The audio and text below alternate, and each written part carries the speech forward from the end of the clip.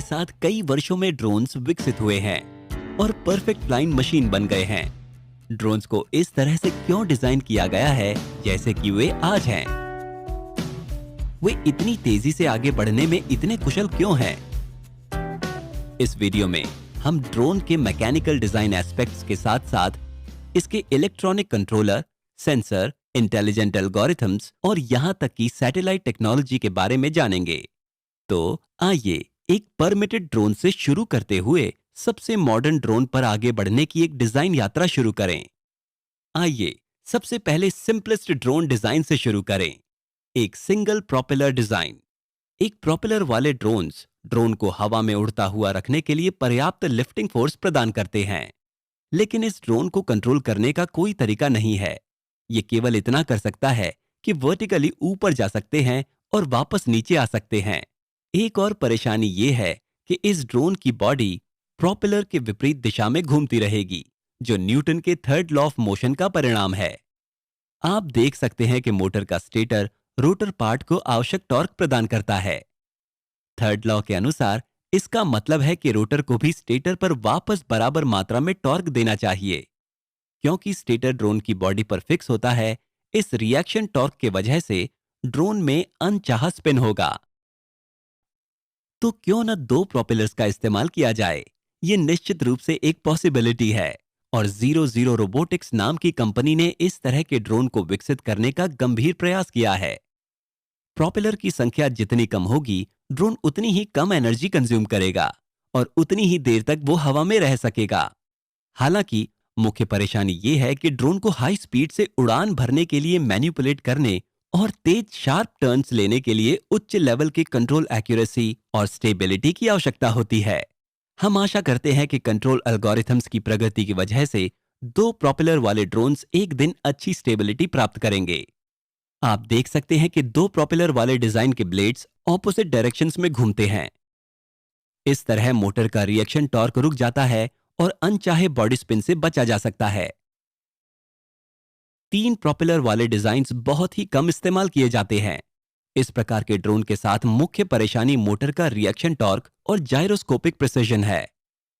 इन दोनों से डिजाइन और एल्गोरिथम्स में अनावश्यक कॉम्प्लिकेशंस पैदा होते हैं। अगले वेरिएशन में चार प्रोपेलर वाले ड्रोन या क्वाडकॉप्टर्स हैं, जो आमतौर पर एच आकार या एक्स आकार के होते हैं। आइए अब क्वाडकॉप्टर्स के दिलचस्प फोर्स डायनेमिक्स को समझकर ये देखते हैं कि ये कैसे मैन्यूवर करते हैं। हॉवरिंग प्राप्त करने के लिए ऑपरेटर को केवल ये सुनिश्चित करना होगा कि ड्रोन का वजन प्रोपेलर द्वारा उत्पादित थ्रस्ट से एग्जैक्टली बैलेंस्ड हो। आप सुंदर एयरफॉयल आकार देख सकते हैं जो प्रोपेलर लिफ्टिंग फोर्स उत्पन्न करने के लिए इस्तेमाल करते हैं। फॉरवर्ड मोशन पाने के लिए आगे के प्रोपेलर की स्पीड धीमी हो जाती है और उसी समय पीछे के प्रोपेलर्स तेज हो जाते हैं। इस वजह से पिच मोशन होगा। अब प्रोपेलर की स्पीड को एक जैसा बनाकर सभी फोर्स वैल्यूज को एक जैसा बनाएं। यहां मान लीजिए कि आपने परिणाम स्वरूप आए प्रोपेलर फोर्सेस के वर्टिकल कंपोनेंट को ड्रोन के वजन के साथ बैलेंस किया है। इसके बावजूद भी अनबैलेंस्ड हॉरिजॉन्टल फोर्स होता है जो ड्रोन को आगे की ओर ले जाता है। ड्रोन के रोल मूवमेंट को इन्फोर्स करने के लिए इसी तरह की टेक्निक का उपयोग किया जाता है। सीधे शब्दों में कहें, ये मूवमेंट प्रोपेलर्स के लेफ्ट और राइट पेयर्स में इम्बैलेंस्ड लिफ्ट फोर्स बनाकर किया जाता है। एक क्वाडकॉप्टर का यॉ मोशन एक अनोखे तरीके से हासिल किया जाता है। इस वीडियो की शुरुआत में हमने मोटर के रिएक्शन टॉर्क और ड्रोन पर इसके प्रभाव के बारे में सीखा। इस तरह के अनचाहे स्पिन से बचने के लिए क्वाडकॉप्टर ड्रोन्स में एक डायगोनल पेयर दूसरे पेयर के ऑपोजिट घूमता है। ये टेक्निक रिएक्शन टॉर्क को पूरी तरह से कैंसिल कर देती है। हालांकि यदि आप ड्रोन को हिलाना चाहते हैं या उसे घुमाना चाहते हैं, तो आपको केवल ये सुनिश्चित करना होगा कि ये रिएक्शन टॉर्क कैंसिल ना हो, जिसे आप एक डायगोनल पेयर की स्पीड को कम करके आसानी से प्राप्त कर सकते हैं। रिएक्शन टॉर्क प्रोपेलर की स्पीड के समान रूप से प्रोपोर्शनल होता है। अंत में एक नेट रिएक्शन टॉर्क उत्पन्न होगा और ड्रोन यॉ मोशन प्राप्त कर सकता है। जाहिर है क्वाडकॉप्टर ड्रोन सबसे स्थिर होते हैं। तेज स्पीड से चलने और तेज मोड़ लेने की क्षमता के साथ इनका उपयोग लगभग हर उद्योग में किया जाता है। अब ड्रोन के ब्रेन पर आते हैं। मान लीजिए कि एक ड्रोन अचानक हवा के झोंके से टकरा जाता है। ऑपरेटर को हर एक प्रोपेलर की स्पीड और रोटेशन दिशा को 1 सेकंड से भी कम समय में कंट्रोल और रीएडजस्ट करना होता है, अन्यथा ड्रोन क्रैश हो सकता है। किसी व्यक्ति के लिए इस स्थिति को हाथ से कंट्रोल करना मुश्किल होता है। ये इस प्रकार के सिनेरियो हैं जहां ड्रोन का सबसे महत्वपूर्ण हिस्सा बचाव के लिए आता है, इसका फ्लाइट कंट्रोलर।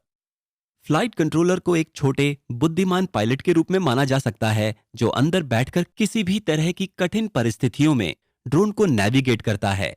ये ऑपरेटर को अप, फॉरवर्ड, याव आदि जैसे सरल नियंत्रणों का उपयोग करने में सक्षम बनाता है, जिससे ड्रोन ऑपरेशन वीडियो गेम की तरह सरल हो जाता है।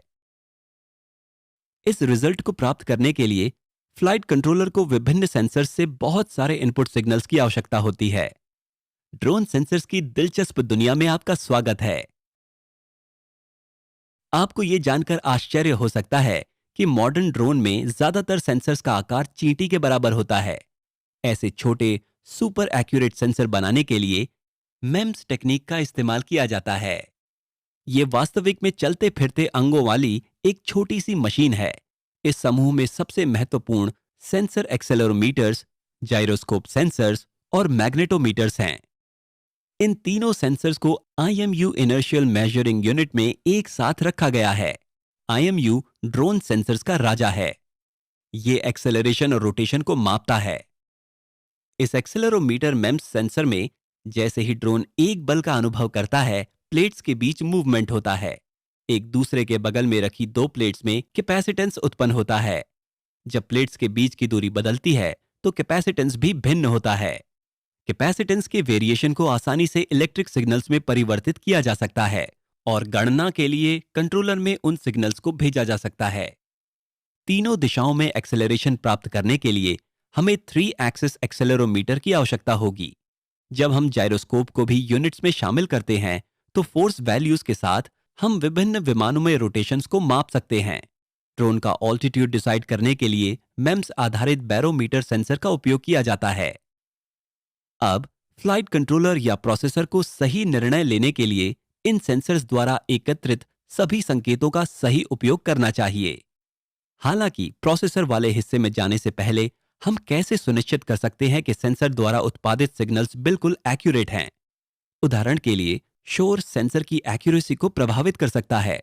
शोर के कुछ कारण हैं, जैसे कि डिफेक्ट्स, ड्रोन प्रोपेलर के मैकेनिकल वाइब्रेशंस द्वारा हस्तक्षेप और मैग्नेटिक हस्तक्षेप। मॉडर्न ड्रोन इस समस्या को दूर करने के लिए सेंसर फ्यूजन नामक टेक्निक का उपयोग करते हैं। उदाहरण के लिए, IMU के साथ एक GPS सेंसर इस ड्रोन के ऑल्टीट्यूड की जानकारी प्रदान कर सकता है। हालांकि हम इस माप को सुपर एक्यूरेट बना सकते हैं यदि हम इसमें रेडार टेक्निक का उपयोग करते हैं। ये सेंसर फ्यूजन है। अधिक सटीक मेजरमेंट उत्पन्न करने के लिए अलग अलग तरह के सेंसर्स एक साथ काम करते हैं। इन एक्यूरेट सिग्नल्स के साथ हम ड्रोन के निर्णय लेने वाले हिस्से में प्रवेश कर सकते हैं। कंट्रोल सिस्टम पार्ट, जिसमें कंट्रोल लॉजिक शामिल है। कंट्रोल लॉजिक वो एल्गोरिथम है जो गलतियों को और कम करता है और निर्णय लेता है। ऐसा ही एक एल्गोरिथम है कैलमन फिल्टर। KF एल्गोरिथम ड्रोन की स्थिति जानने के लिए पास्ट और प्रेजेंट दोनों डाटास को पढ़ता है और GPS नेविगेशन जैसे घर वापस जाने के लिए या ऐसे किसी भी मामले में इसके लॉजिक का उपयोग करता है, या अभी इस मामले में हवा के विनाशकारी प्रभाव के बाद ड्रोन को स्थिर करने में। अंत में वही KF एल्गोरिथम जिसे लॉजिक गेट्स और ट्रांजिस्टर्स आदि वाले प्रोसेसर में फीड किया गया है, वे BLDC मोटर्स की स्पीड को नियंत्रित करने के लिए स्मार्ट डिसीजन लेता है। हाँ, 4 BLDC मोटर्स की स्पीड को स्मार्ट तरीके से कंट्रोल करके क्वाडकॉप्टर ड्रोन किसी भी चुनौतीपूर्ण वातावरण का सामना कर सकता है। वर्तमान में DJI नामक कंपनी कंज्यूमर ड्रोन मार्केट में लीडिंग कंपनीज में से एक है। वे सेंसर आउटपुट में गलतियों को कम करने के लिए वाइब्रेशन डैम्पिंग सिस्टम और अधिक विश्वसनीय आउटपुट के लिए advanced flight control algorithms dual IMUs का उपयोग करते हैं। सोफिस्टिकेटेड एल्गोरिथम्स सफलता की चाबियों में से एक है। दूसरी ओर DJI की तुलना में पैरेट, ऑटल और यूनिक जैसी कंपनीज के पास कंज्यूमर यूएवी ड्रोन्स में उतना मार्केट नहीं है। इन ड्रोन्स में DJI के ड्रोन्स के साथ मिलने वाले रिफाइनमेंट और फिटनेस भी नहीं होते हैं। हम पहले ही देख चुके हैं कि कैलमन फिल्टर एल्गोरिथम द्वारा BLDC मोटर्स का स्मार्ट कंट्रोल ड्रोन की एक स्थिर और सुखद उड़ान सुनिश्चित कराता है। इन BLDC मोटर्स द्वारा इस्तेमाल में आने वाली आवश्यक बिजली, इलेक्ट्रॉनिक सर्किट एंटेना और सेंसर की आपूर्ति लिथियम आयन बैटरी द्वारा की जाती है। ड्रोन सामान्य रेडियो फ्रीक्वेंसी टेक्निक का उपयोग करके यूजर से कंट्रोल सिग्नल्स प्राप्त करता है। कंज्यूमर ड्रोन के लिए कम्युनिकेशन रेंज 1 से 2 किलोमीटर के बीच हो सकती है। अब एक दिलचस्प सवाल, क्या होगा अगर ड्रोन गलती से इस कम्युनिकेशन रेंज से बाहर चला जाए? लापता ड्रोन को वापस पाने के लिए मॉडर्न ड्रोन्स GPS और टावर आधारित इंटरनेट टेक्निक का एक साथ इस्तेमाल करते हैं। GPS की मदद से ड्रोन शुरू करते समय ऑपरेटर होम लोकेशन पहले ही सेट कर लेता है।